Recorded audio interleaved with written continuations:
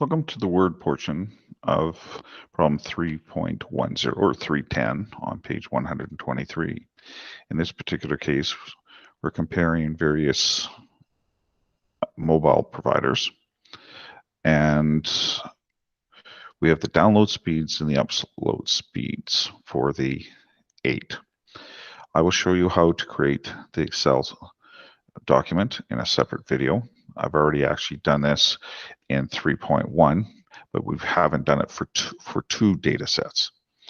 So as you can see, the means are provided, and we're going to analyze this. It's not just important to calculate numbers. It's to understand what the numbers mean. Are they good? Are they bad? How did they describe the data? That's why it's called descriptive statistics.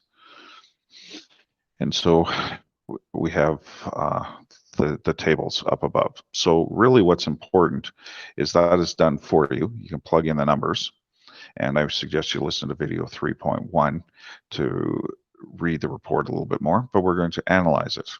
So as you can see in part C, is the data skewed? Well, the skewness is the place that I would go to, and you can see if it's 0, it's not skewed. If it's positive, it's right skewed. If it's negative, it's left skewed. So you can see that indeed the data is left skewed. And you can see that in both cases, the mean is below the median, which should also indicate it's left skewed.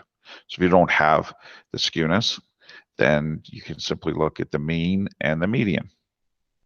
Now, kurtosis has to do with how peaked the data is. The larger the number, the more peaked it is. So if a number is 0, it means it's a perfect bell curve. And if it's less than 0, as you can see with the upload speed, that means it is flatter. All right. They call it less peaked. The really technical term is, or proper description is, platykurtic.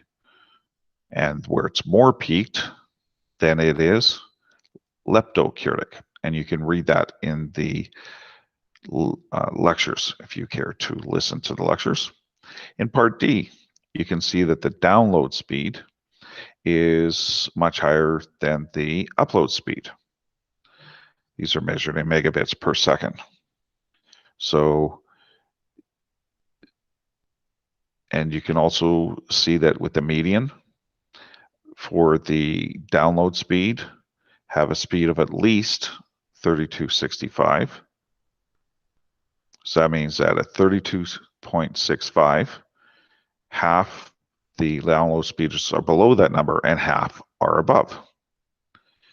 With the upload speeds, that number is 12.95, which is a much lower number, which would indicate much slower. So that's the analysis of that part. When it comes to standard deviation, the smaller the standard deviation, the less variability there is, which is what you would expect when you have smaller numbers.